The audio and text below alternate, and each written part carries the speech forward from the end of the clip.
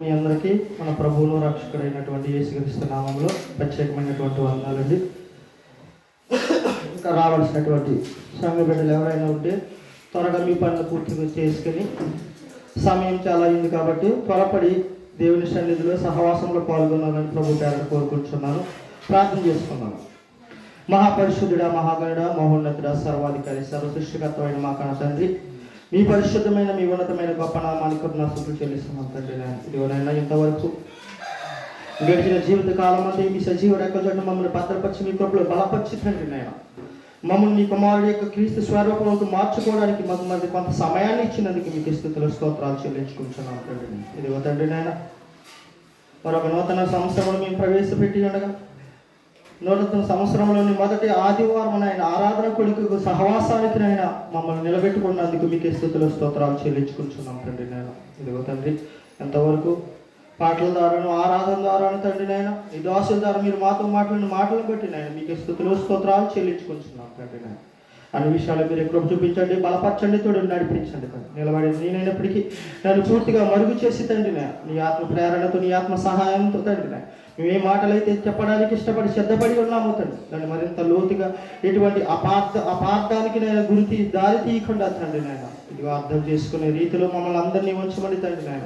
అలాగే ఈ మైక్ శబ్దం ద్వారా వింటున్న సహోదరులు, బంధుమిత్రులు, స్నేహితులు కూడా వారి హృదయాలు తండ్రి నాయన ఇదిగో తండ్రి నేను మీరు మాట్లాడి మాటల్లో తండ్రి నేను ఎటువంటి అపవిత్ర మాటలు మాట్లాడకుండా తండ్రి నేను ఎవరిని విమర్శించే రీతిలో మాట్లాడకుండా తండ్రి నాయన ఇదిగో నాయన మా పెదవులకు కాపు పెట్టమని, మా హృదయాలు మా నీ సన్నిధానం నీ ఆధ్యానంలో ఉంచుకోవడమని తండ్రి మేము మాట్లాడి ప్రతి మాటలో తండ్రి మీరే మాతో మాట్లాడమని, మా బ్రతుకులు మార్చుకోవడానికి మీరు కృప చూపించమని, తోడు నడిపించమని త్వరగా రాని ప్రియకుమారుడు మా ప్రభుని మా రక్షకుడైన ప్రభు యేసుక్రీస్తు నామమున ప్రార్థన సమర్పిస్తున్నాము పరమ తండ్రి, ఆమేన్.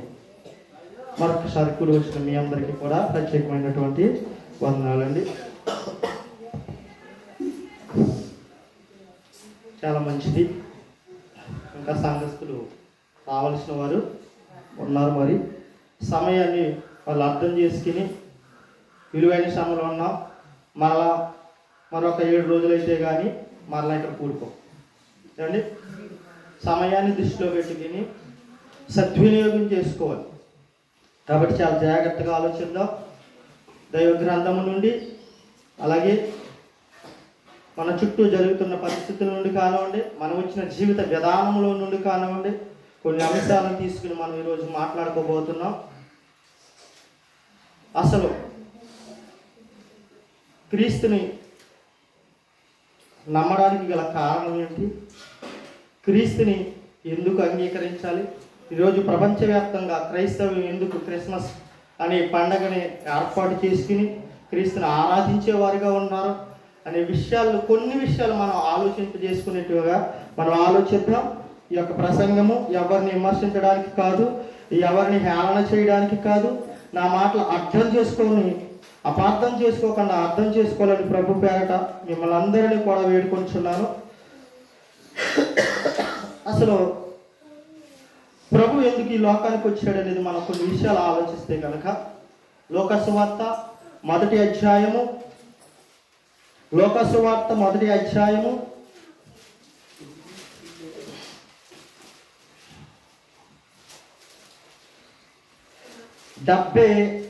వచనం నుండి 76వ వచనానికి పై వచనాలు చదువుతాను చూడండి. 76 నుంచి పై వచనాలు. మనము శత్రువుల చేతి నుండి అక్కడి నుంచి చదవండి. మనము శత్రువుల చేతి నుండి విడిపింపబడి మన జీవిత కాలమంతయు నిర్భయులమై ఆయన సన్నిధిని పరిశుద్ధముగాను నీతిగాను ఆయనను సేవింప అనుగ్రహించుటకు ఈ రక్షణ కలుగజేసెను. యేసుక్రీస్తు ప్రభు భూమి మీదకి రాకమునిపే అనేక మంది పితరుల ద్వారా, ప్రవక్తల ద్వారా కొన్ని మాటలు చెప్పడం జరిగింది. ఒకనొక కాలం వస్తుంది, ఆ కాలంలో మీకు ఒక రాజు వస్తాడు, ఆ రాజు పరిపాలన చేస్తాడు. కేవలం పరిపాలన మాత్రమే కాదు, ఆ రాజు ద్వారా మీ అందరికీ ఏమొస్తున్నాడో రక్షణ వస్తుంది. మాట చాలా ఇంపార్టెంట్. ఇది ఎవరు చెప్పిన మాటలంటే నిబంధన గ్రంథాన్ని కనుక మనం తీసుకున్నట్లయితే కనుక ఆది నుండి అంటే మొదటి మానవుడైన ఆదాము నుండి యేసుక్రీస్తు ప్రభు భూమి మీదకి వచ్చేంత వరకు ఈయన గురించే రాయబడి ఉన్నాయి. మరొక విషయం ఏంటంటే కేవలం ఈ బైబిల్ గ్రంథంలో మాత్రమే కాదండి, అనేకమైనటువంటి గ్రంథాల్లో కూడా ఈయన గురించే రాయబడి ఉన్నాయి. అనేకమైన గ్రంథాల్లో నిన్ను కూడా ఒక వ్యక్తి వస్తాడు, పాప ప్రక్షాళన కొరకు ఒక పరిశుద్ధుడు ఈ లోకానికి వస్తాడు. ఆయన తప్ప ఎవరి వల్ల పాప ప్రక్షాళనకే మోక్షానికి మార్గం రాదని అనేక మంది భక్తులు రాశారు. అనేక మంది భక్తులు రాశారు, అనేక గ్రంథాల్లో రాశారు. ఎందుకు రాయగలిగారంటే వాళ్ళందరూ మోక్షం కొరకు ఎదురు చూశారు. మోక్షం ఎలా వస్తుంది, మోక్షం ఎలా వస్తుంది, మనకి మోక్షం ఎలా లభిస్తుంది? వారు చూడకుండానే, ఆయన రాకుండానే వారందరూ కూడా భక్తులు, పండితులు వాళ్ళందరూ కూడా ఎవరి కోసం ఎదురు చూస్తే తెలుసండి, ఆ మహాప్రభు వస్తాడు, పాప ప్రక్షాళన కొరకు ఆయన తను తాను శిలువకే ఎక్కుతాడు.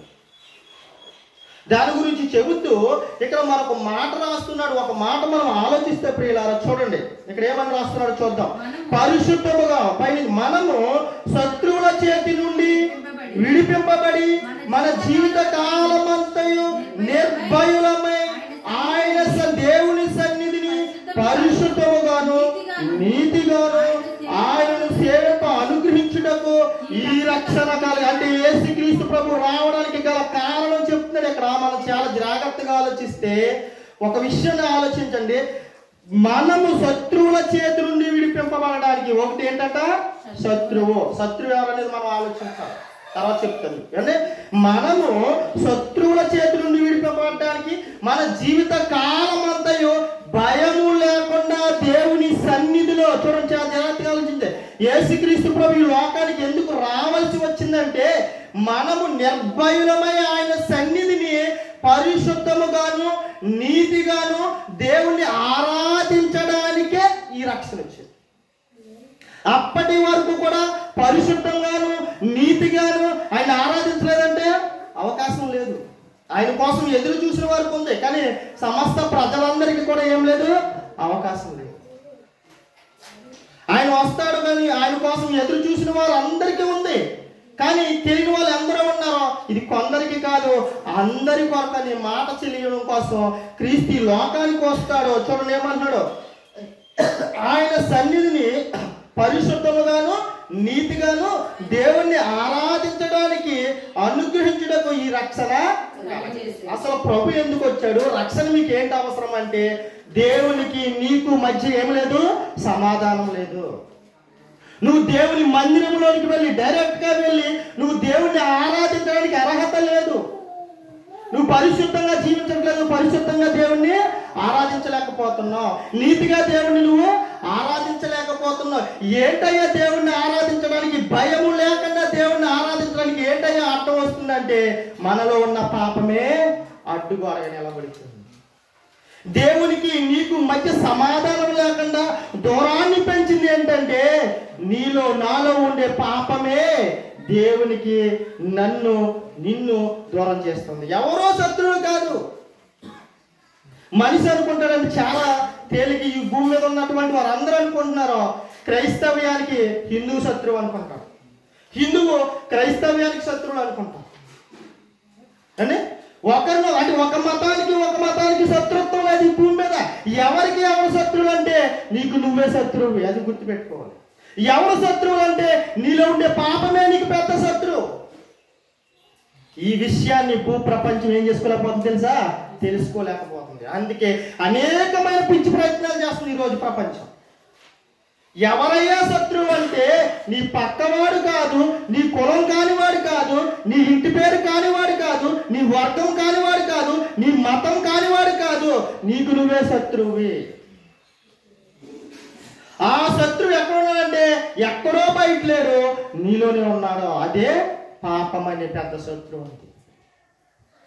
అది ఎలా వస్తుందంటే మన పుట్టుకలో నుండి, పుట్టిన తర్వాత నుండి మన యొక్క ఆలోచన విధానంలో నుండి కూడా పాపం అనేది మన హృదయంలో ఏమైపోయింది తెలుసా, పెద్ద మేడ కట్టుకుని ఉంది. మరి ఆ మేడని పేక మేడలా కోల్చాలంటే నీ వల్ల కాదు. కాబట్టి దానికి ఏం కావాలి, క్షమాపణ కావాలి. కాబట్టి ఆనాటి నుండి ఆదాము కాలం నుండి కూడా వారిలో ఉన్న పాప ప్రక్షాళన కొరకు ఏం చేశారు? వాళ్ళు బలులు ఇచ్చుకుంటూ వచ్చారు. ఏమిచ్చుకుంటూ వచ్చారు? బలులు. ఈ పాపానికి ఈ బలి, ఈ పాపానికి ఈ బలి, అన్నిటినీ బలులుగా ఇచ్చుకుంటూ దేవుని కోపాన్ని మన మీద, అంటే మనం పాపం చేశారు కాబట్టి దేవుని కోపం నా మీదకే వస్తుంది. దేవుని కోపం నా మీదకి వస్తుందంటే ఆయన సన్నిధిలో మోకరించే ధన్యత నాకు లేదు. దేవుని డైరెక్ట్ గా ఆరాధించే అర్హత నాకు లేదు. ఏమంటొచ్చింది? నాలో ఉన్న పాపం నాకు అడ్డుగోడగా. అసలు చూడగలమండి? ఆలోచించండి, ఒక విషయం ఆలోచించండి. దేవుణ్ణి డైరెక్ట్ గా ఎప్పటి వరకు ఎవరు చూడలేదు. అందుకే దేవుణ్ణి ఎవరైనా చూసారంటే ఎవరో చూడలేదు. ఎందుకు చూడలేదు? ఆ మహిమ వేరు. అంటే అందుకు వచ్చాడు ఆయన. ఎందుకు వచ్చాడు తెలుసా? నీకును దేవునికి మధ్య ఉన్నటువంటి అడ్డుగోడ, పాపం అనే అడ్డుగోడ ఉంది. ఆ అడ్డుగోడ తొలగించి నువ్వు దేవుని సన్నిధిలో ఏ భయము లేకుండా పరిశుద్ధంగాను నీతిగాను ఆయన ఆరాధింపజేయడానికి ఆయన ఈ లోకానికి వచ్చాడు యేసుక్రీస్తు ప్రభు. దేవుడు ఎవరు ఈ భూ ప్రపంచంలో ఎవరికీ తెలియదు, కానీ దేవుడు ఎలా ఉంటాడో చెప్పాడు. ఈయన దేవుని ఎలా ఆరాధించాలో చెప్పాడు ప్రపంచానికి. అంటే దేవుని లక్షణాలు ఎలా ఉంటాయో చెప్పాడు. మనిషి యొక్క లక్షణం ఏంటి, మనిషి అంటే ఎవరో, అసలు దేవుని స్వరూపంలో ఉండవలసిన మనిషి ఒక మృగంగా ఎందుకు మారిపోతున్నారు చూడండి. ఈరోజు ప్రపంచం మానవాళి చూస్తే కనుక మనిషి యొక్క హృదయాలు ఎలా తయారు తెలుసా? అడవుల్లో ఉంటాయనుకుంటారు మృగాలు. మానవ జనాంగంలోనే మనుషులు తిరిగే చోటే మృగాలు ఉన్నాయి, మానవ మృగాలు. అందుకే ఏమని పేరు పెట్టారు? మానవ మృగం అని పేరు పెట్టారు. అంటే మానవ మృగం అంటే ఆ మృగానికి ఒక పులను, సింహమను, ఏదో ఒక జంతు పేరు ఎట్టడానికి వీలు పడదు. అన్ని జంతువుల యొక్క లక్షణాలు వాళ్ళలోనే ఉంటాయి. ఒక విషయం చెప్పనా? ఒక మృగము ఆ జాతి మృగాన్ని ఎప్పుడు చంపదు, కానీ భూమి మీద మనిషి సాటి మనిషిని చంపేస్తాడు. దేని పేరుని? దేవుడి పేరు చెప్తాడు ఒకటి. అంటే నేను దేవుడి పని చేస్తున్నాను, వీడు మనవాడు కాదు కాబట్టి ఇన్నే చంపేయాలనుకుంటాడు. నేను దేవుడి పని చేస్తున్నాను, వీడు మన పొలవాడు కాదు కాబట్టి చంపేయాలనుకుంటాడు. చూడండి, ఒక్కసారి ఆలోచించండి. భూ ప్రపంచంలో ఇప్పటి వరకు మనిషి పుట్టిన దగ్గర నుండి ఇప్పటి వరకు కూడా ఒక పాపిని రక్షించడానికి, దేవునికి మనకి మధ్య ఉన్న పాపాన్ని తీసివేయడానికి ఏ ఒక్కడైనా అంటే మనలో ఉన్న పాపం అనే శత్రువుని తీసివేయడానికి ఈ భూమి మీదకి యేసుక్రీస్తు తప్ప ఎవడో రాలేదు. వచ్చారు మహానుభావుడు, అంటే ఎందరో వచ్చారు మహానుభావుడు. వచ్చేం చేశారు? అన్ని విషయాలు చెప్తాను చాలా జాగ్రత్త. అందుకే చెప్పిన ఎవరు అపార్థం చేసుకోవద్దు. చూడండి, ఒక్క విషయం చెప్తున్నాను. దేవుని ఎదుట పరిశుద్ధంగాను నీతిగాను దేవుణ్ణి ఆరాధింప చేయడానికే యేసుక్రీస్తు ఈ లోకానికి వచ్చాడు. చూడండి, మనం ఆలోచిస్తే ప్రియులారా, మరి దేవుని సన్నిధిలో మనం ఒకనాడు అన్ని జనులుగా ఉన్నప్పుడు గుడికి వెళ్ళేవాళ్ళం, అవునా కదా? గుడికి వెళ్ళేవాళ్ళమా? మరి మన పాపాల కొరకు పండగ రోజునో లేకపోతే ఏదైనా మొక్కు చెల్లించుకుంటాకి వెళ్ళినప్పుడు ఏ రోజైనా గర్భగుడిలోకి వెళ్ళారా మీరు? ఎవరైనా గర్భగుడిలోకి వెళ్ళి నీ మొక్కు చెల్లించుకున్నావా? ఎందుకు వెళ్ళలేదు? ఏ రోజైనా గర్భగుడిలోకి వెళ్ళి నీ మొక్కు ఏదైతే ఉందో దాన్ని చెల్లించుకునే దమ్ము ఈ భూమి మీద ఉన్న మనిషికి లేదు. అర్థమవుతుందండి? ఎవరు చెల్లించాలి? నీకు బదులుగా నువ్వు గుమ్మం వరకు మాత్రమే తీసుకెళ్లే అర్హత ఉంది. నువ్వు పాపం కాబట్టి గర్భగుడిలోకి అడుగు పెట్టడానికి లేదు. ఎవరు చెల్లించాలంటే నీ మొక్కు పని అక్కడ ఎవరైతే సేవ చేస్తున్నారో దేవునికి, ఎవరైతే ఒక ప్రధాన యాజకుడికి అక్కడ ఒక అతను ఉన్నాడో అతను మాత్రమే నీ దగ్గర తీసుకుని ఏం చేయాలి? నీ మొక్కు అతను చెల్లించాలి. అంటే నువ్వు దేవుణ్ణి డైరెక్ట్ గా ఆరాధించుకునే అర్హత నీకు. అర్థం చేసుకున్నారా? మరి ఇంట్లో ఆరాధిస్తావు, కొట్టుకుంటావు, నువ్వే తాగేస్తావు, నువ్వు గుంజంతా ఏం చేస్తావు? పచ్చడి చేసింది అంటావు. మరి దేవాలయానికి వెళ్ళినప్పుడు అలా జరగదు. ఎలా జరుగుతుంది? ఆలోచించే తేడా, వ్యత్యాసం చూపిస్తున్నాను మీకు. అంటే నువ్వు ఇంటిలో ఆరాధించేటప్పుడేమో నీ మొక్కు చెల్లించుకోవడానికి కొట్టుకుంటావు, నీళ్లు నువ్వే తాగుతావు, అందులో ఉన్నటువంటి గుంజేమో పచ్చడి చేసుకుంటాం, కూరలు వేసేసుకున్నాం, అవునా కదా? మా అమ్మ చేసేదాన్ని చిన్నప్పటి నుంచి కూడా. ఎప్పుడు మా అమ్మ పూజ చేసుకుంటుంది, అక్కడ పందారు తినేద్దాం, బెల్లం ముక్క తినేద్దాం, కొబ్బరికాయ ముక్కలు తినేద్దాం అని చూసేవాడు. అంటే ఏమనగా మాట, అంటే అది ఏమనుకున్నాను నాకు తెలియదు కాబట్టి దాన్ని వేరేగా స్వీకరించుకున్నా. కానీ మరి గుళ్ళోకి వెళ్ళినప్పుడు నువ్వు కొట్టే నీళ్ళు, నువ్వు కొట్టే అర్హత నీకు లేదు. ఎవరు కొట్టాలి? నీ కాయ ఎవరు అర్పించాలి, నువ్వు పట్టుకెళ్ళి అర్పణ ఎవరు అర్పించాలి, నువ్వు అర్పించే ఆరాధన నీకు ఏమడ్డొచ్చింది? గర్భగుడిలోకి వెళ్ళి నువ్వు ఎందుకు ఇవ్వలేకపోయావు? అడగండి. పండితులు ఉంటారు కదా గుళ్ళో, మమ్మల్ని ఎందుకండి గర్భగుడిలోకి రానివ్వరు, మమ్మల్ని ఎందుకండి మేము తెచ్చి మేమే దేవుడికి అర్పించుకోవాలి కదా, మీరు ఇచ్చుకుని ఎందుకు అర్పించుకుంటున్నారని అడగండి. అంటే ఎందుకు వెళ్ళలేవో తెలుసా? నీకు ఆ దమ్ము ఉండదు. ఎందుకు ఉండదు? భయం. అందుకే ఈయనేమన్నాడు, ఆయన ఎందుకు వచ్చాడంట? ఏ భయము లేకుండా దేవుణ్ణి ఆరాధించడానికి రక్షణ నీ ముందుకు వచ్చింది. మళ్ళా ఎలా పడితే అలా దేవుని ఆరాధిస్తావేమో, పరిశుద్ధంగాను నీతిగాను నీ చేత దేవుని ఆరాధింపజేయడానికి క్రీస్తు లోకానికి వచ్చింది. క్రీస్తు లోకానికి ఏ భయము లేకుండా పరిశుద్ధముగాను నీతిగాను నువ్వు డైరెక్ట్గా మధ్యన ఎవరు అవసరం లేదు. ఇంకా నీ పాపాలకి ప్రక్షాళన కొరకు నువ్వేమి అర్పించక్కర్లేదు. నన్ను నేనే అర్పించేసుకుంటున్నాను సిలువ మీద. నీ మ్రొక్కు బలులకు ప్రతిగా నువ్వు కాల్చవలసిన రక్తానికి బదులుగా, నువ్వు అర్పించవలసినటువంటి బలులకు బదులుగా, ఇదిగో నన్ను నేనే తండ్రికి ఏం చేసుకుంటున్నానో ఈ పాపాలకు బదులుగా, నీలో గూడు కట్టుకున్న పాపం అనే మేడకు బదులుగా నా శరీరాన్ని నేను నలకొట్టుకుంటున్నాను, నా రక్తాన్ని ప్రభు సన్నిధిలో మోకరిస్తున్నాను, కాపుతున్నాను. బలి అర్పణ ద్వారా నా రక్తము తండ్రికి ఏమవుతుంది?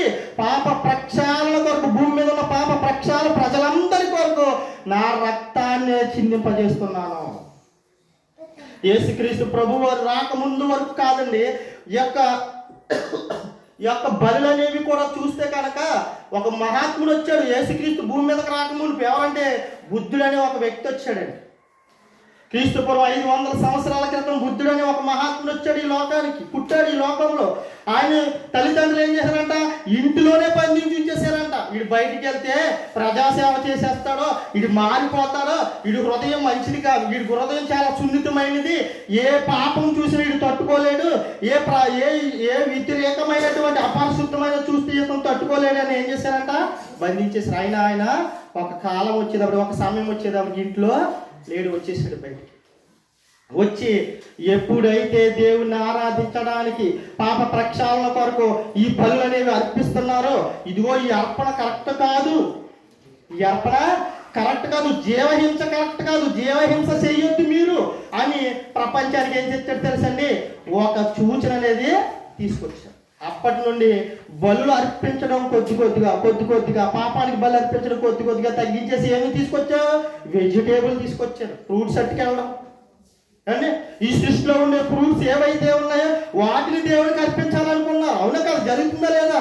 ఈరోజు దేవుడి సన్నిధిలో క్రైస్తవులు కూడా మన క్రిస్మస్కి వెళ్ళాం, యాపిల్ పళ్ళు అట్టుకొస్తున్నారు ఒకళ్ళు, దానిమ్మ పళ్ళు అట్టుకొస్తున్నారు ఒకళ్ళు, అరటి పళ్ళు అట్టుకొస్తున్నారు ఒకళ్ళు.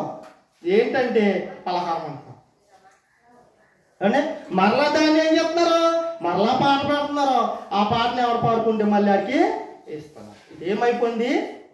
ఉండగా క్రైస్తవం ఏమైపోయింది? మరలా లోకంలోనికి వెళ్ళిపోతుంది. కానీ ఈయన అన్నాడు, మీరు బలుల కోసం జీవహింస చెయ్యొద్దు. ఎవరన్నారో మాట? బుద్ధుడు అనే ఒక మహాత్ముడు ఈ లోకానికి వచ్చినప్పుడు అంటున్నాడు. భూమి మీద పుట్టినప్పుడు, ఆయన వయసు వచ్చినప్పుడు, ఈ ప్రపంచాన్ని పరిశీలించినప్పుడు అంటాడు, మీరు ఏం చేయకూడదు? జీవహింస చేయకూడదు. జీవహింస చేయకూడదు అంటే మనం ఏం తింటున్నాం? రోజుని పండగ పేరు చెప్పి ఏం చేసామండి? క్రిస్మస్ పేరు చెప్పి, ఏదో పేరు వద్దు మరి, క్రిస్మస్ పేరు చెప్పి ఎన్ని కోళ్ళు బలైపోయి ఉంటాయి. అవునా? మనిషి జీవహింస చేయకూడదు అంటున్నాడు, ఎన్ని మేకలు బలిచ్చి తినేస్తున్నాడు, ఎన్ని చేపలు తినేస్తున్నాడు, ఈ భూమి మీద ఉన్న ఎన్ని జంతువులను తినేస్తున్నాడు మనిషి ఈరోజు. చూడండి, బైబిల్ దగ్గరికి రాకపోతే, క్రీస్తు దగ్గరికి రాకపోతే సత్యం అనేది ఎప్పటికీ ఎరగడం. అవన్నీ నీ కోసమే ఇచ్చాడు. కానీ నీ పాప ప్రక్షాళన కొరకు అవి రక్తం చిందించబడితే కనుక పాపం అనేది పోదు. మరి ఎలా పోతుందంటే, యేసు క్రీస్తు అనే నరుడు ఈ లోకానికి రావాలి. పరలోకములో ఉన్న పరిశుద్ధుడు దేవుడి కుమారుడైన క్రీస్తు మానవుడుగా ఈ లోకానికి ఎలా వచ్చాడు? మహిమతో పెద్ద నరుడిగా రాలేదు. కంటికి కనబడిన ఒక పరమాణువుగా, సూక్ష్మ జీవిగా మరియ గర్భంలోనికి ప్రవేశించాడు. మరియ గర్భంలోనికి ప్రవేశించి ఆయన వయసు వచ్చిన ఎదుగుతూ జ్ఞానమందును వయసుయందును ఎదుగుతూ అనేకులను ఎక్కడికి నడిపించుకుంటూ పోయాడు? సత్యం వైపు. తండ్రిని ఎలా ఆరాధించాలి, దేవుణ్ణి ఎలా ఆరాధించాలి, నీలో నాలో ఉన్న శత్రువు ఉన్నాడు. ఎవడో శత్రువు కాదు, నీ ఇంటి పక్కడు శత్రువు కాదు, పరాయి మతస్థుడు శత్రువు కాదు, పరాయి కులస్థుడు శత్రువు కాదు. ఎవడయ్యా శత్రువు అంటే నీలోనే ఉన్నాడు ఒక శత్రువు. ఏంటా శత్రువు? ఎవడంటే నీలో ఒక పెద్ద మృగం ఉంది. ఏంటి ఆ మృగం అంటే ఇదిగో వాడు పక్క మతస్థుడు అంటాం, వాడికి పక్క కులస్తుడు అంటే పరాయి కులస్తుడు అంటాం, వాడు మన వర్గం కాదంటాం, మన హీరో ఫ్యాన్ కాదంటాం. అవసరమైతే మన వర్క్ చూసారు కదా, ఒక హీరోకి వైర్యం. మనుషులే నష్టాలు వాళ్ళు. క్రీస్తు ఈ లోకానికి వచ్చి దేవుణ్ణి ఎలా ఆరాధించాలో యథార్థంగా నేర్పాడండి. మనుషుల్ని ఎలా ప్రేమించాలో నేర్పడి. క్రైస్తవం అంటే మతము కానే కాదు, తండ్రిని ఎలా ఆరాధింపజేయాలో మార్గాన్ని చూపించిన మహనీయుడైన.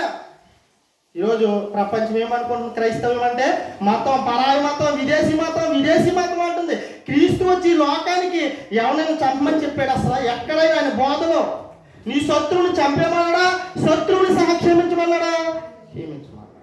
మతాన్ని దేశించిన మొదటి వ్యక్తి అంటే ఎవరంటే యేసుక్రీస్తు ప్రభువే. మతం పేరుతో కొట్టుకు చావద్దు. మతం అనేది లేదు, ఒక మార్గం, ఒక విశ్వాసం, ఒక నమ్మకం అంతే. అది మతం పేరుతో పోట్లాటలు పెట్టద్దు, మతం పేరుతో హింసకు పాల్పడద్దు, ఒకరినొకడు ప్రేమ కలిగి క్షమించుకోండి అని చెప్పాడు. అదండి ఆయన చేసిన తప్పు. మీకు ఎగ్జాంపుల్ చెప్తున్నాను. ఈ భూమి మీద క్రీస్తు ప్రభు రాకమునుపు అనేక మంది గొప్ప వాళ్ళు వచ్చారని చెప్పాను కదా. వాళ్ళందరూ ఏం చేశారు తెలుసా? పాపం చేసేవాడు ప్రతి ఒక్కరిని ఏం చేసుకుంటూ పోయారు? చంపుకుంటూ. ఎంతమందిని చంపితే భూమి మీద పాపం లేనివాడు ఎవరైనా ఉన్నాడా?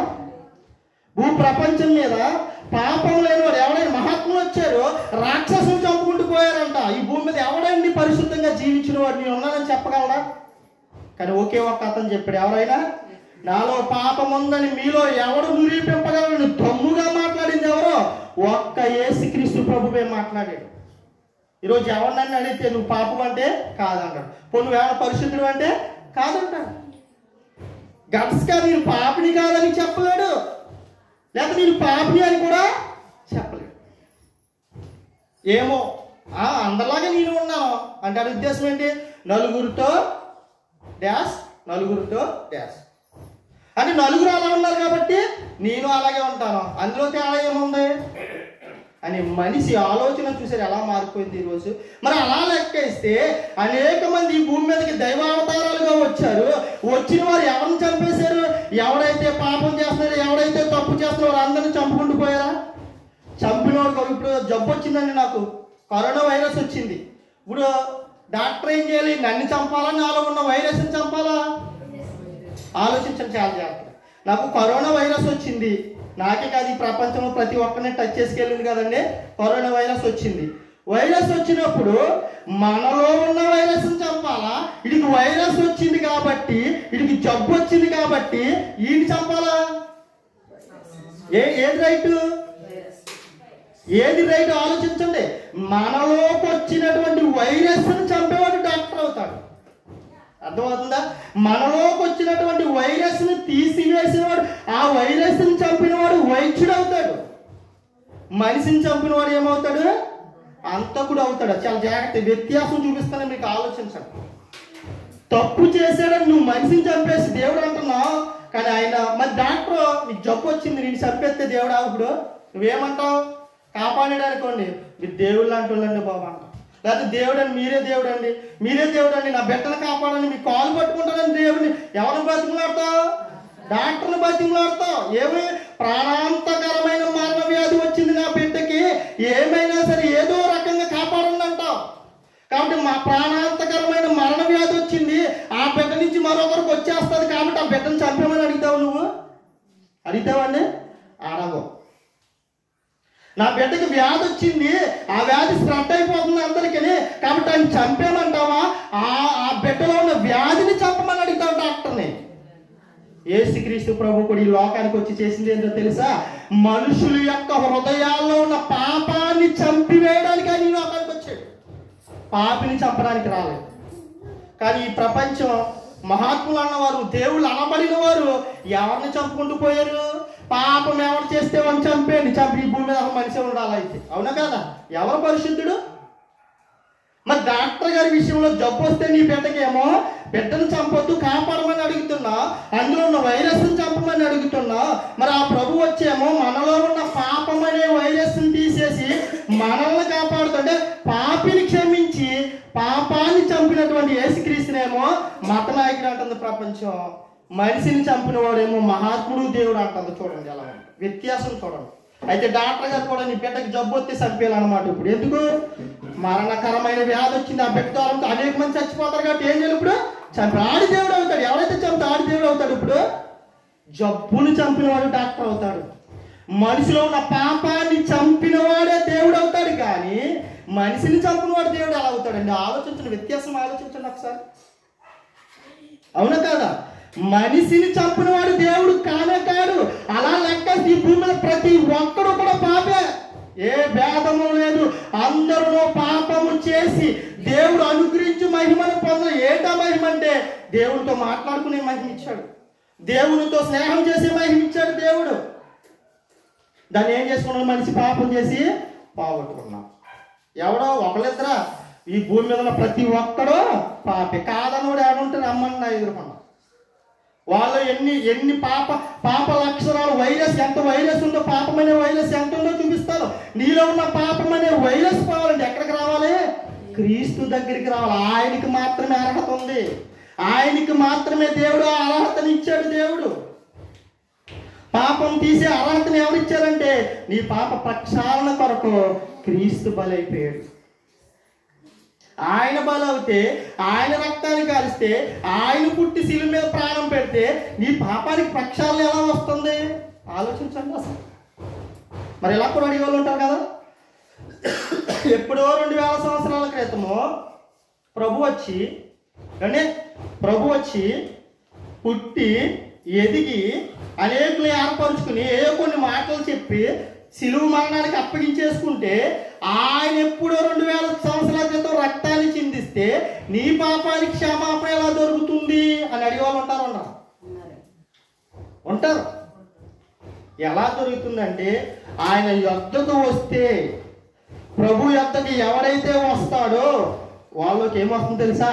పాపం అనేది క్షణ ఏమవుతుంది? వైరస్ చచ్చిపోతుంది. వెంటనే జరగదు కదా మరి ప్రాసెస్. అంటే వైరస్ వచ్చింది, కరోనా వైరస్, వెంటనే తగ్గిపోయింది. వెంటనే వైద్యం చేసినా మరుసటి రోజే బ్రతికేయడా? మరుసటి రోజు వైద్యం వైరస్ చచ్చిపోయిందా? కొంత సమయం పట్టింది. అవునా కదా? నీకు నాకు కూడా పాపం అనే వైరస్ మనలో ఉన్నప్పుడు ఆ పాపం అనే వైరస్ని తీయగల పరమ వైద్యుడు, పరమాత్ముడు ఎవరైనా ఉన్నారంటే యేసుక్రీస్తు ప్రభువే. ఆయన దగ్గరికి వస్తేనే మనిషిలో ఉన్న మృగము బయటికి పోతుంది. అప్పుడు మనిషి ఏం చేస్తాడో తెలుసా? తన్ను వలే తన సహోదరుని ప్రేమించగలుగుతాడు. ఇది వెంటనే జరిగేది కాదు. ఒకప్పుడు మీరు దేవుడిని నమ్ముకున్నప్పుడు కూడా అందరిని తిట్టారు, అందరితో దెబ్బలాటకి వెళ్ళారంటే అది వెంటనే జరిగే ప్రాసెస్ కాదు, కొంత సమయం పడుతుంది. వైద్యం 2 నెలలు వైద్యం చేస్తే బతికేవాడు ఉన్నాడు, సంవత్సరం పాటు వైద్యం చేసిన బతకనోడు ఉన్నాడు. అవునా కదా? దేనికి? వెంటనే నీ శరీరం ఎలా అయితే ఆ వైద్యానికి సహకరించింది అనుకోండి, వెంటనే రికవర్ అవుతాం. అవునా కదా? చాలా మంది ఏమంటారు? మేము చేసే ప్రయత్నం మేము చేస్తున్నామండి, మిగిలింది ఎక్కడ ఉంది? మీ చేతుల్లో ఉంది. అవునా కదా? మీరు కరెక్ట్గా తినాలి, కరెక్ట్గా మెడిసిన్ వేసుకోవాలి, కరెక్ట్గా అన్నింటినీ కూడా కరెక్ట్గా చూసుకోవాలి. ఏది పడితే అది తినకూడదు, ఎలా పడితే అలా తినకూడదు అంటాడా లేడా? నువ్వు నీ ఇష్టం వచ్చినట్టు ఎలా పడితే అలా తిరిగేసి ఏది పడితే అది తినేసి మందులు వేసుకుంటే నీ జబ్బు తగ్గుతుందా? మరి క్రీస్తు దగ్గరికి వచ్చిన తర్వాత కూడా నువ్వు ఎలా బ్రతికితే అలా బ్రతికేసి, ఎలా పడితే అలా తిరిగేసి, ఏది పడితే అది తినేసి, ఏది పడితే అది మాట్లాడితే నీలో ఉన్న పాపం అనే రోగము కానీ పోవాలంటే ఎక్కడికి రావాలి? మొదటి ఛాన్స్ ఎవరు భూమి మీద? మొదటి వ్యక్తి ఎవరంటే పాపం అనే రోగము పోవాలంటే, పాపం అనే మృగం, నీలో ఉన్న మృగము పోవాలంటే మొట్టమొదటి వ్యక్తి, ప్రధాన వైద్యుడు, పరమ వైద్యుడు ఎవరైనా ఉన్నారంటే, పరమాత్ముడు ఎవరైనా ఉన్నారంటే, ప్రధాన యాజకుడు ఎవరైనా ఉన్నారంటే ఒక్క యేసుక్రీస్తు ప్రభు మాత్రమే ఉన్నాడు.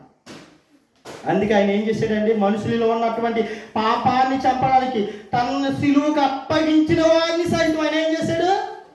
క్షమించడా లేదా? కొరడాలతో కొట్టిన వారిని సైతం ఏం చేశాడు?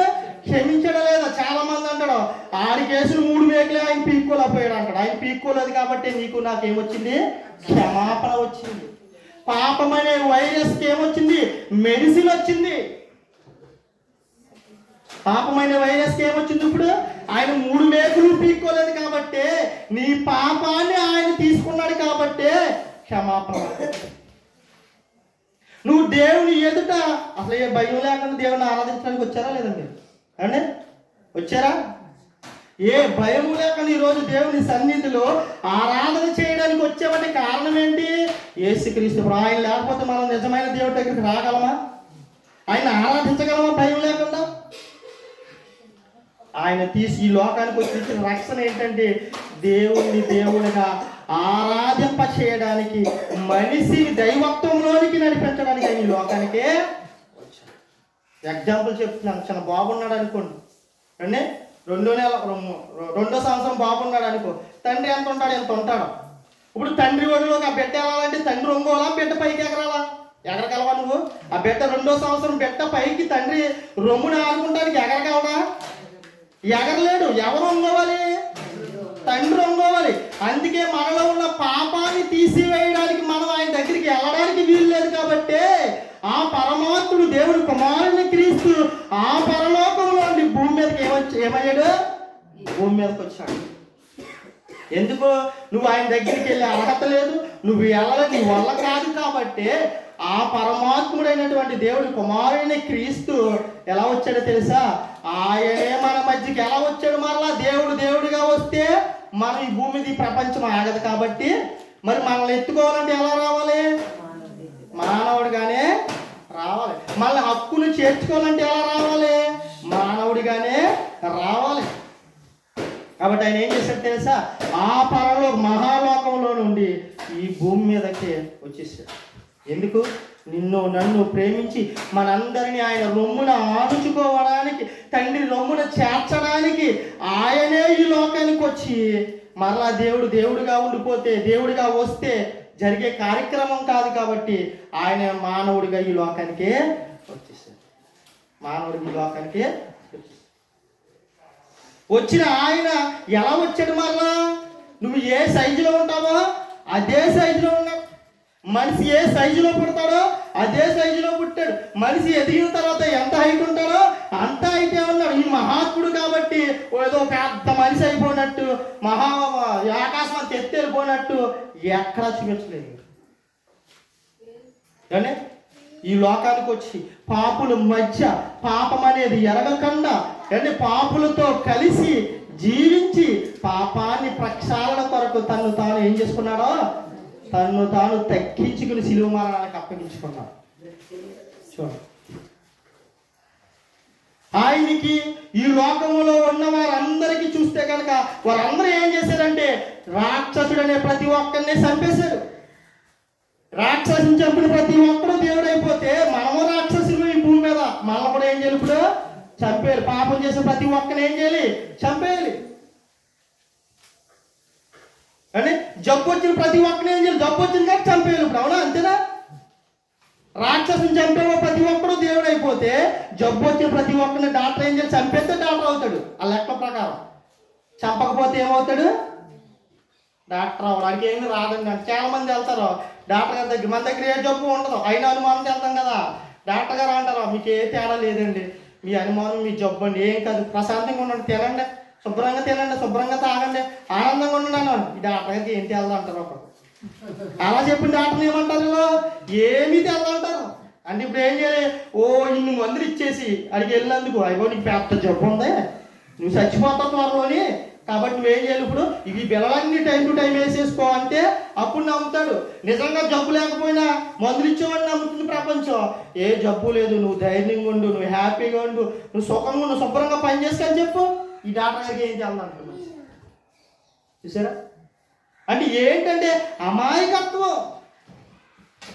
ఏది నిజస్వరూపమో ఏది అబద్ధమో తెలుసుకోలేనటువంటి అమాయకత్వంలో ఎవరున్నారంటే ఈ ప్రపంచ మానవాళి ఉంది. అంటే అందుకే నిజ దేవుడు ఎలా ఉంటాడో ఎవరికి అర్థం కావట్లేదు, ఆయన లక్షణాలు ఎలా ఉంటాయో ఆయనకి అర్థం కావట్లేదు. ఇప్పుడు ఇద్దరు వ్యక్తులు కొట్టుకున్నారు అనుకోండి, ఇద్దరు వ్యక్తులు కొట్టుకున్నారు, ఇద్దరు కొట్టుకుంటున్నారు అనుకో, ఇద్దరు ఎవరు గొప్పరు? ఎవడో గొప్పడు కాదు, అవునా కదా? ఇప్పుడు నిన్ను చెంప కొట్టాడు, లేకపోతే ఏదో గొడవ వచ్చింది కొట్టేయాడు, నువ్వు అని క్షమించి వదిలేసావు. మీరు ఎవరు కోటేస్తారు చెప్పండి? కొట్టినోడికి కోటేస్తావా? తిరిగి కొట్టకుండా నుంచున్నోడికి కోటేస్తావా? ఆడే మంచోడని సర్టిఫికేట్ ఇస్తుంది కదా లోకం. ఎవడు మంచోడు అంటది? ఆడు కొట్టాడు కాబట్టి ఇటు తిరిగి కొట్టలేదు కాబట్టి ఇటు చెట్టోడు అందో చాలా మంచోడు వాడు, ఎన్ని దెబ్బలు కొట్టినా మాట్లాడలేదు అంటది లోకం. కానీ యేసుక్రీస్తు ప్రభు దగ్గరకు వచ్చేటప్పటికి నిన్ను సిలువేసినోడికి ఎందుకు శిక్షించలేకపోయావు? నువ్వు దేవుడు అయితే 3 మేకులు పీక్కొచ్చి శిక్షించుకోవచ్చు కదా. మరి సమాజం లోపంలోకి వస్తే నిన్ను కొట్టినోడేమో తిరిగి కొట్టలేదో తెలిగి కొట్టాడు అంట, ఆని మంచోడు అంటుంది. కానీ దేవుడిని ఏమాటందే? సహించిన దేవుడిని ఏమాటందే? దేవుడు కాదు.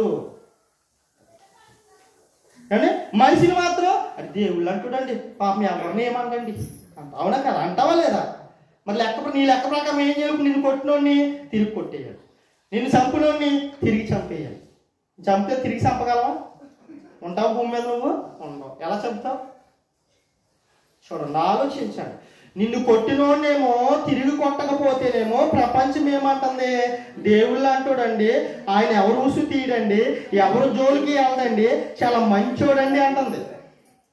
కానీ దేవుడు లోకం ఆ పరలోకం నుండి భూమి మీదకి వచ్చి ఆయన ఎన్ని పిడిగుద్దులు గుద్దినా, ఎన్ని కొరడా దెబ్బలు కొట్టినా, ఎంతగా హింసించినా, ఎంతగా శ్రమ పెట్టినా, సిలువుకి అప్పగించినా, సిలువు మేదేసి మోయించేసినా, ఆయన సిలువుకి మేకులు కొట్టేసి దిగేసిన ఆయన క్షమిస్తేనేమో ఆయన దేవుడు కాదు, 3 మేకుల పిక్కులో పోయాడు.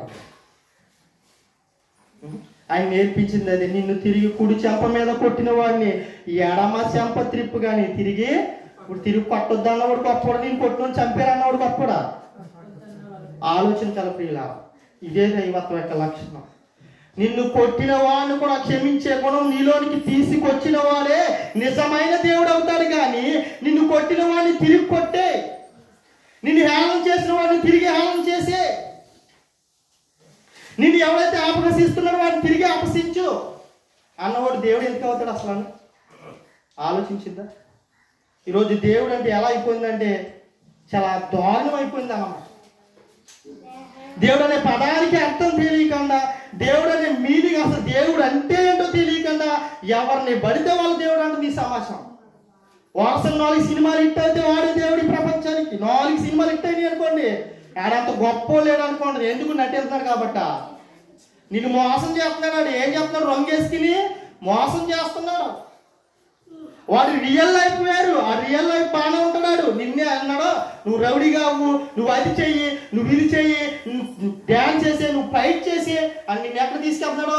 మాయలోనికి, మత్తులోనికి తీసుకెళ్తున్నాడు. వాడు నిజంగా అలాగే ఉండడు. బయటకు వెళ్తే వాడు బాగానే ఉంటాడు. మనకే బాగా ఒళ్ళు కొవ్వెక్కిపోయి వాళ్ళ ఉండాలి, వీళ్ళ ఉండాలి, వాళ్ళ హెయిర్ స్టైల్ పెంచాలి, వాళ్ళ బట్టలు వేసుకోవాలి. అది రియల్గా ఎలా వేసుకుంటాడో? మంచి బట్టలు వేసుకుంటాడు, చాలా సాంప్రదాయమైన బట్టలు వేసుకుంటాడు. రియల్గా ఉన్నప్పుడు, భార్య బిడ్డలతో ఉన్నప్పుడు మంచిగా ఉంటాడు. వాడు నిన్ను మోసం చేయడానికి, నిన్ను మెప్పించడానికి మాత్రం ఎలా ఉంటాడో, ఎలా పడితే అలా ఉంటాడు. ఆడిని ఇష్టపడతాను.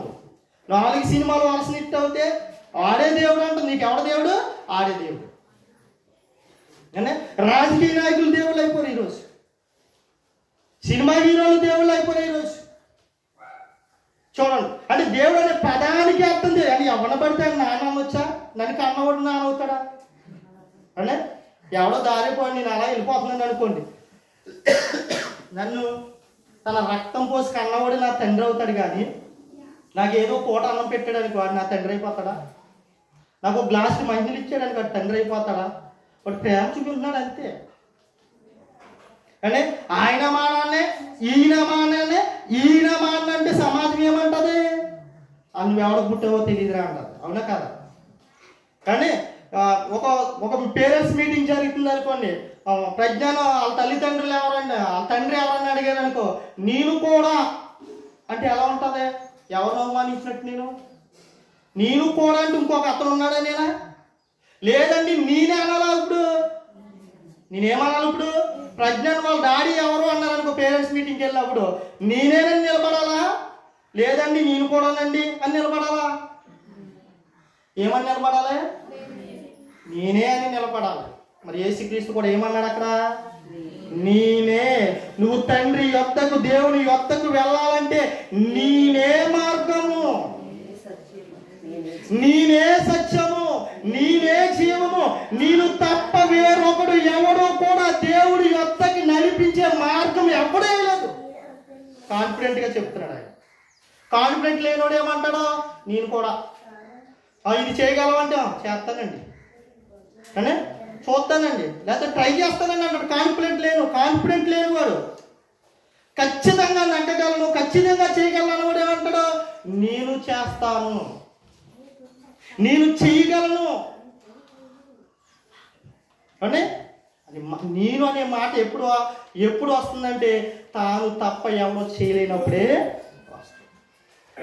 తప్పు, అది కూడా తప్పు పడతాం. అలా అయితే ఆయన మా ఆయనండి, ఆయన మా ఆయనండి అనొచ్చు కాదు. ఎందుకనో అందులో ఉన్న అర్థం వేరు, దానికి ఉన్న ప్రాధాన్యత వేరు. దేనికున్న ప్రాధాన్యత, నీ భర్తకున్న ప్రాధాన్యత వేరు, నిన్ను కన్నా తండ్రికున్న ప్రాధాన్యత వేరు. మరి దేవుడి విషయంలో ఎందుకు ఈయన మా దేవుడే, ఆయన మా దేవుడే, ఆయన మా దేవుడే అని అనాలని ఎందుకు అంటున్నావు? అనకూడదు. ఎందుకంటే నీకు తండ్రి ఒకడే, నీకు భర్త ఒకడే.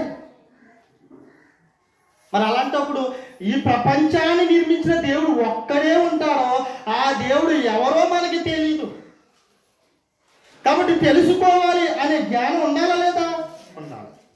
మరి ఆ లక్షణాలు ఎలా ఉంటాయి, ఎక్కడున్నాయి, ఎవరిలో ఉన్నాయి, తెలుసుకోవాలా లేదా? తెలుసుకోవాలి. నువ్వు తెలుసుకోకుండా గుడ్డిగా పోయినంత కాలము నీకు ఎప్పటికీ నీ తండ్రి ఎవడో నీకు అర్థం కాదు అని అర్థం కాదు. నిన్ను వలే నీ సహోదరుని ప్రేమించమన్నాడు కాబట్టి సహోదరుని ప్రేమిస్తున్నావు. అందరూ సమానం అన్నాడు కాబట్టి అందరినీ సమానంగా చూస్తున్నావు. నిన్ను కుడి చెంప మీద కొట్టిన వాడిని ఎడమ చెంప కూడా తిప్పమన్నాడు, తిప్పు. ఎప్పుడు వస్తుంది? వెంటనే రాదు. ఏమని ఎండ వచ్చేద్దా? వెంటనే రాదు. ఎవడైనా పళ్ళు కనబడట్లేదు ఏంటంటేనే ఊరుకోమ్మా. ఎవరిన పొరపాటుని ఏదైనా తగిలేసింది అనుకోండి, కళ్ళు కనబడట్లేదు అంటే కళ్ళు పోనీ ఏంటి అన్నాడు అనుకో, ఊరుకుంటామా? కళ్ళు కనబడట్లేదు అంటే ఊరుకుంటామా? ఊరుకో. ఏం రాలేదు నీలోకి? దైవత్వం రాలేదు. నీలోకి ఏం రాలేదు? దైవత్వం రాలేదు. మొన్న ఒక రోజు పనికెళ్ళి వస్తాను, ఒక పెద్ద ఆయన ఒక కుర్రోడు వచ్చి వెనకాల గుద్దేశాడు, బండి వేసుకొచ్చి గుద్దేశాడు, పెట్రోల్ బంక్ దగ్గర గుద్దేశాడు. అంటే సందర్భం వచ్చింది కాబట్టి చెప్తున్నాను సుమా, అంటే ఎగ్జాంపుల్ చెప్తున్నాను. పెద్ద ఆయన గుద్దేశాడు. గుద్దినప్పుడు పెద్ద ఆయన ఏం చేయాలి? అసలు గోమే కొట్టేది, అవునా?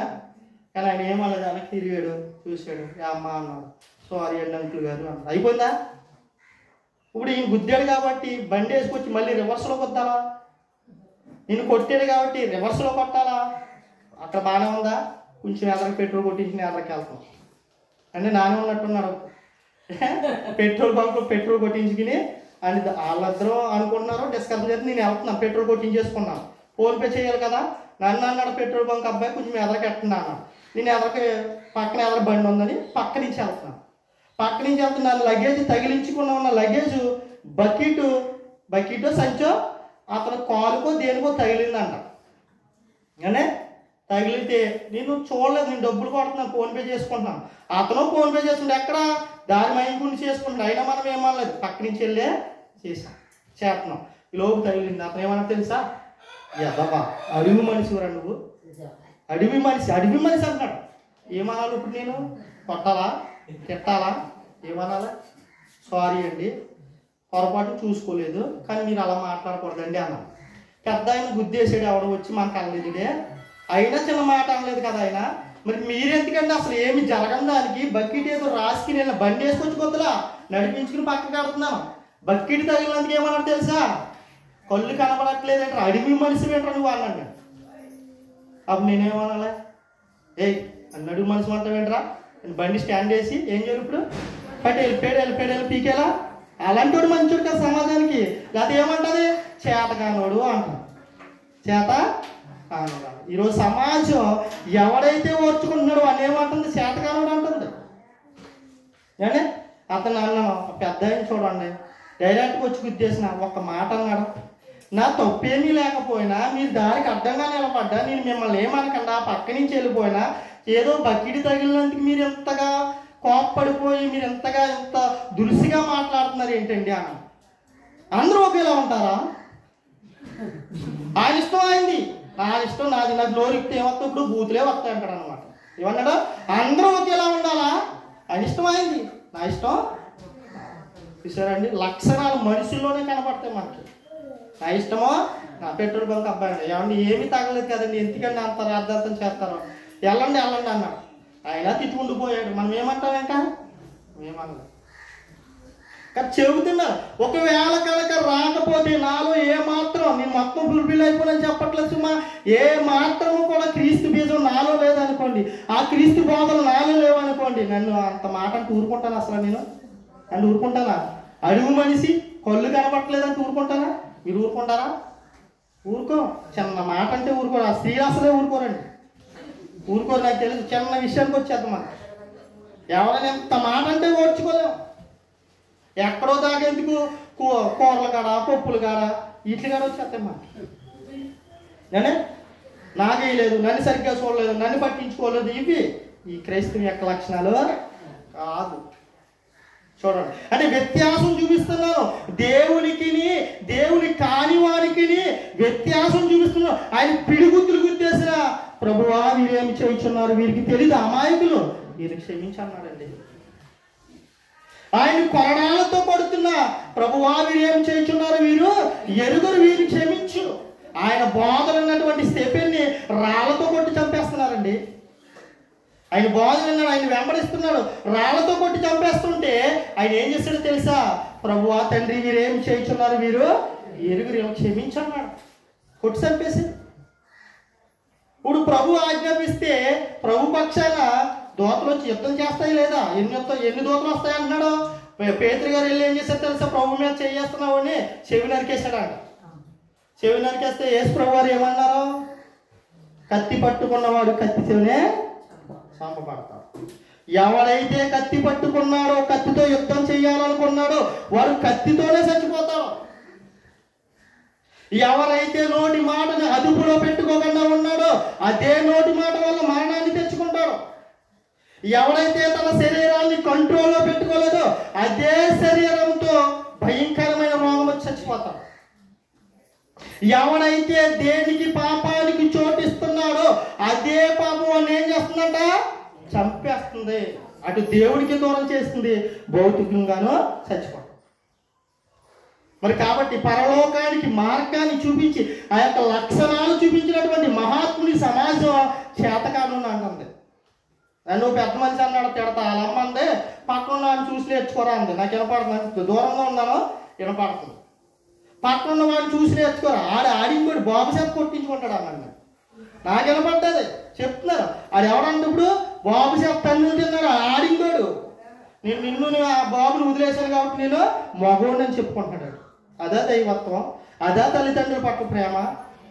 చూడండి, సమాజం ఎలా ఉందంటే మంచి చేసిన వాడిని ద్వేషిస్తుంది, చెడు చేసిన వాడిని.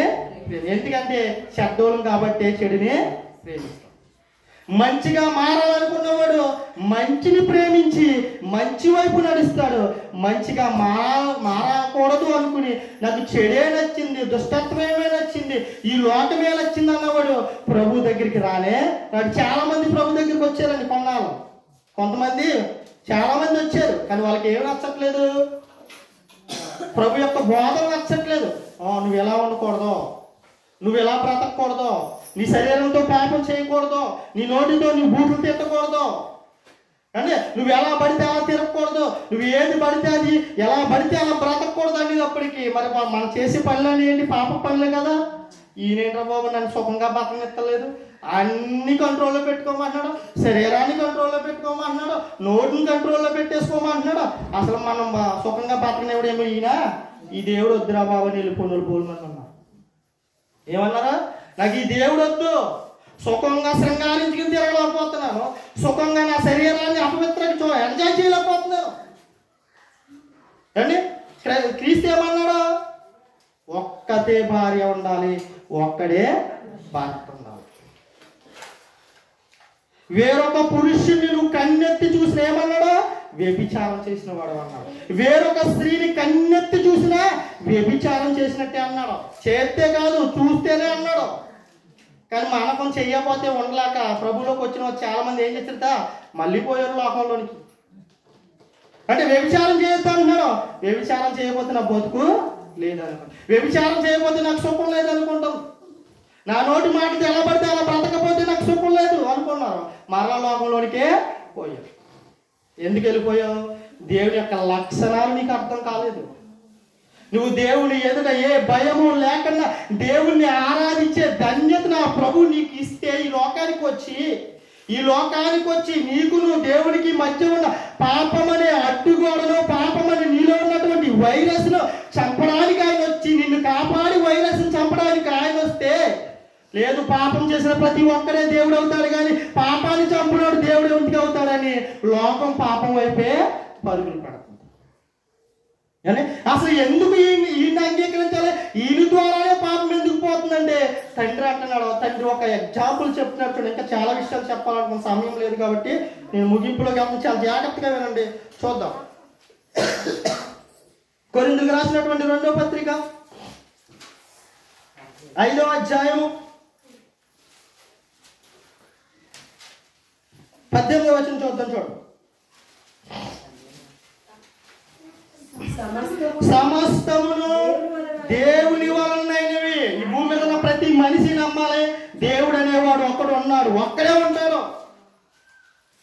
సమస్తము దేవుడి వలనైనవి, ఆయనే మనలను, దేవుడు ఏం చేశాడంట, మనలందరినీ కూడా క్రీస్తు ద్వారా, ఇద్దరున్నారు ఇక్కడ, ఒకటి దేవుడు, 2 క్రీస్తు.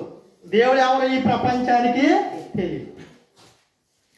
దేవుని లక్షణాలు ఎలా ఉంటాయో చూపించింది ఎవరంటే పరిపూర్ణంగా ఒక్క యేసుక్రీస్తు ప్రభు మాత్రమే చూపించాడు. అందుకే యేసుక్రీస్తుని దేవుడు ఎలా చూపించాడు తెలుసా? తండ్రి యొద్దకి మార్గంగా ఆయన చేసేసాడు. ఆయన ద్వారా తప్ప అంటే ఏంటి?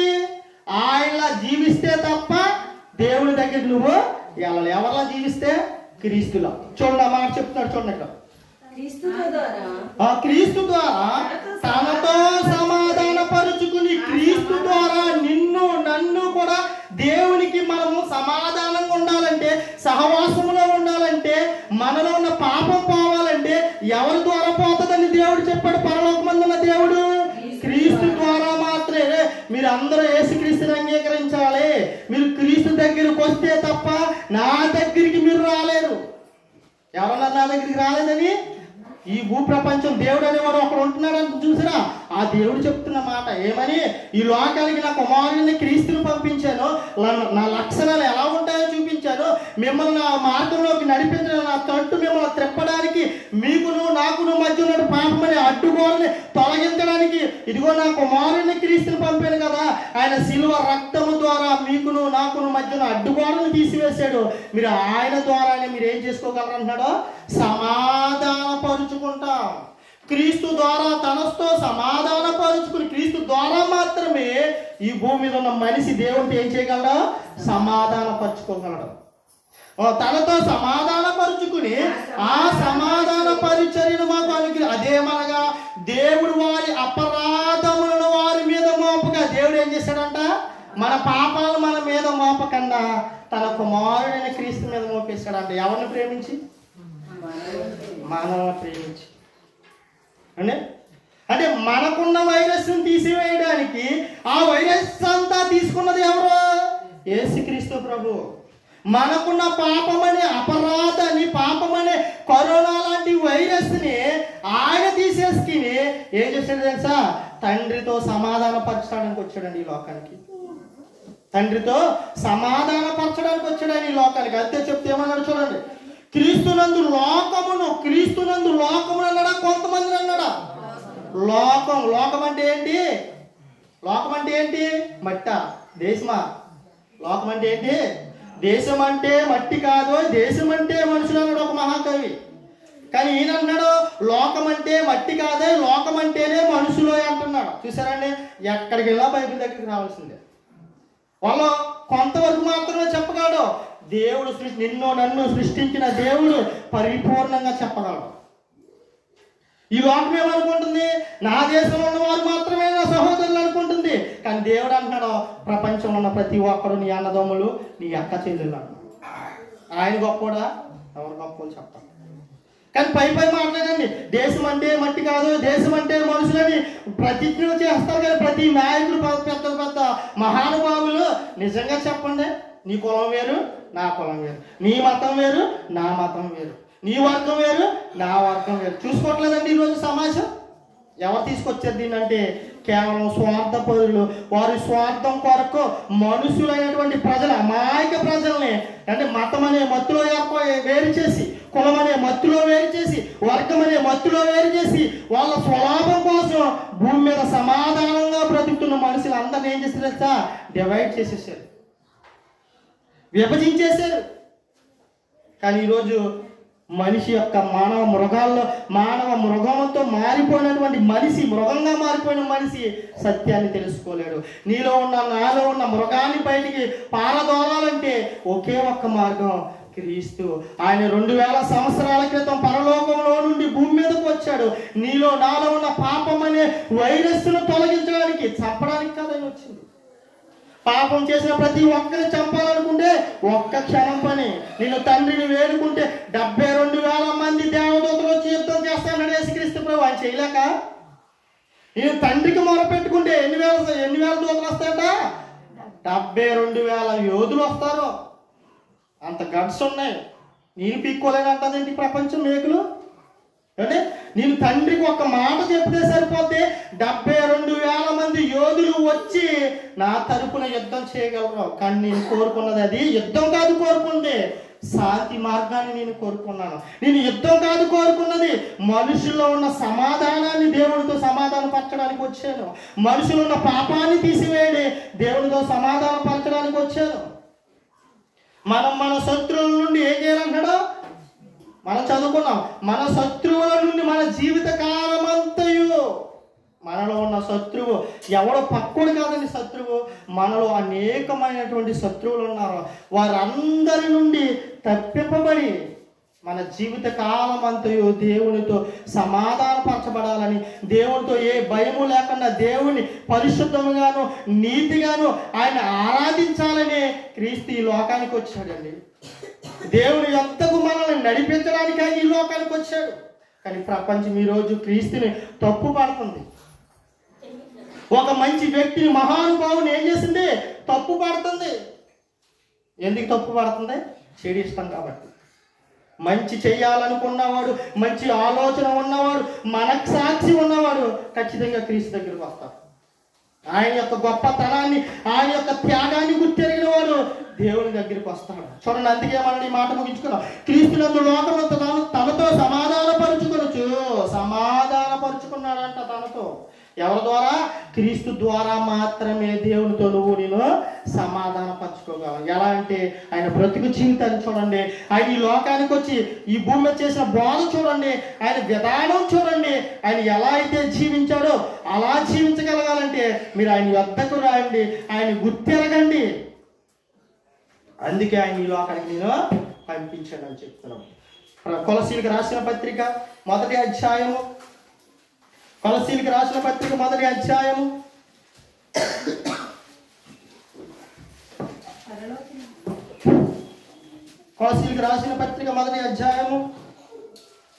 21వ వచనం చదువుతాం చూడండి. మరియు గత కాలమందు దేవునికి దూరస్తులము. ఈ మాట చాలా ఇంపార్టెంట్. మరి ఇదేంటండి? దేవుడిని కదా ఆరాధించాము ఒకప్పుడు కూడా, తెలుసో తెలియకో దేవుడిని ఆరాధించామా? కానీ అదంతా ఏమంటున్నాడు? మీరు దేవునికి దూరంగా ఉన్నారు. గత కాలమందు మీరు దేవునికి దూరంగా ఉన్నారు. డైరెక్ట్ గా చెప్తున్నాడు దేవుడి మాట. గత కాలమందు మీరు దేవునికి దూరముగా ఉన్నారు. చూసారా? నాలోనే ఉంది శాతం, నేనే చూసుకోలేదు.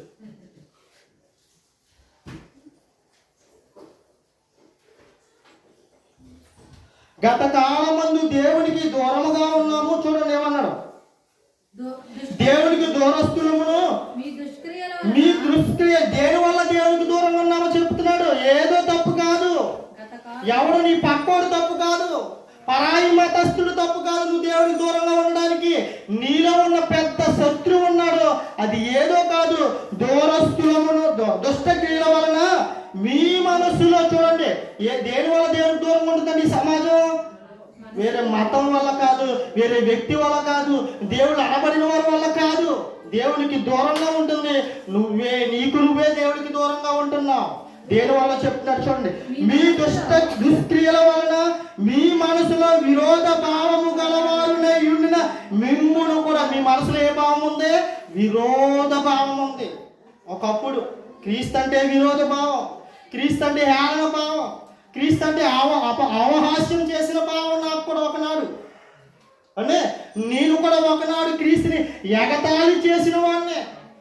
అటువంటి నన్ను ఏం చేశాడో చూడండి, విరోధ భావము గలవారు ఉండినను మిమ్మును కూడా తన సన్నిధిని చూడండి, మార్చాలనుకుంటా. అటువంటి మిమ్మును కూడా తన సన్నిధిని పరిశుద్ధులుగాను నిర్దోషులుగాను నిరపరాధులుగాను నిలవబెట్టుటకు ఆయన మాంసాయుక్తమైన శరీరమందు మరణము వలన ఇప్పుడు మిమ్మును సమాధానపరిచాడు. ఎవరితో సమాధానపరిచాడు?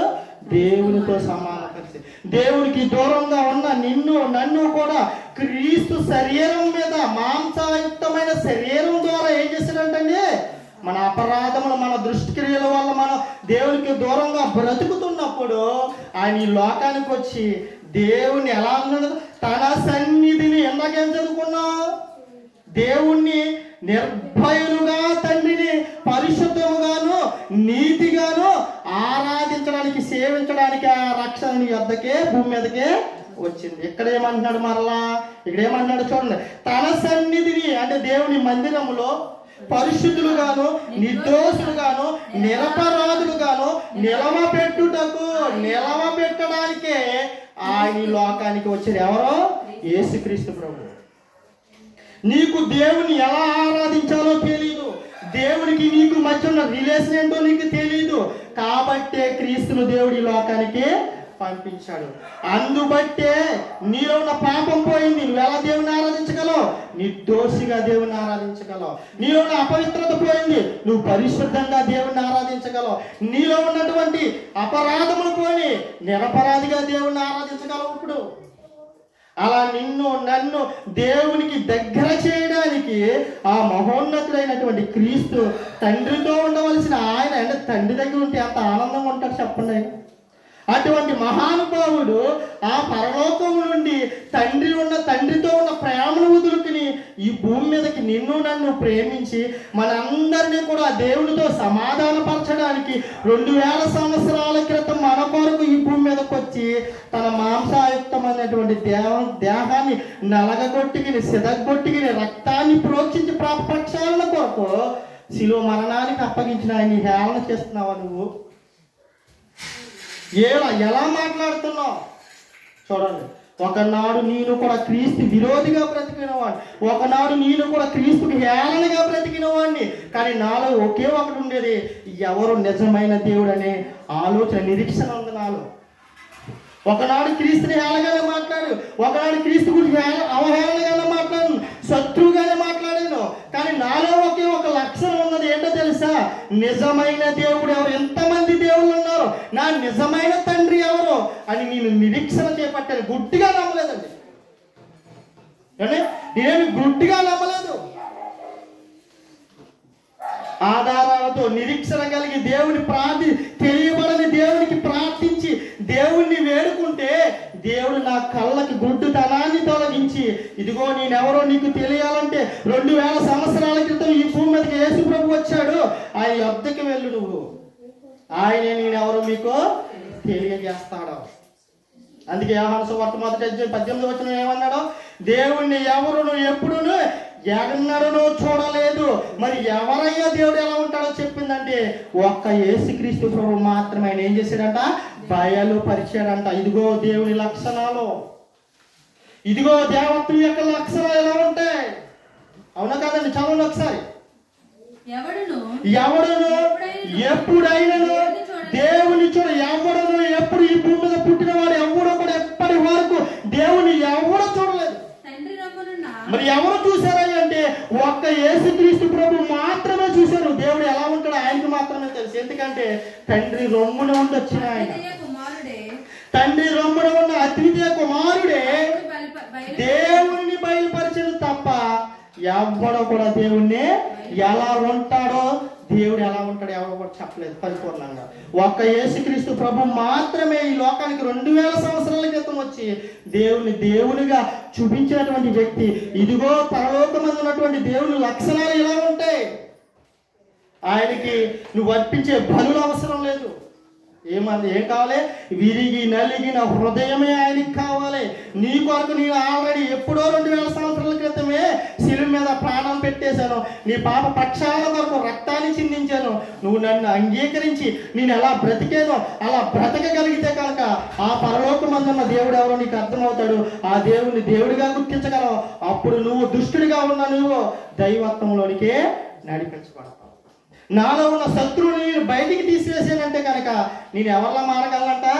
దేవునిగా మారగలను. అప్పటి వరకు దేవుడిగా మారలేని ఎవ్వడికి కూడా పరలోకంలో స్థానము ఉండదు.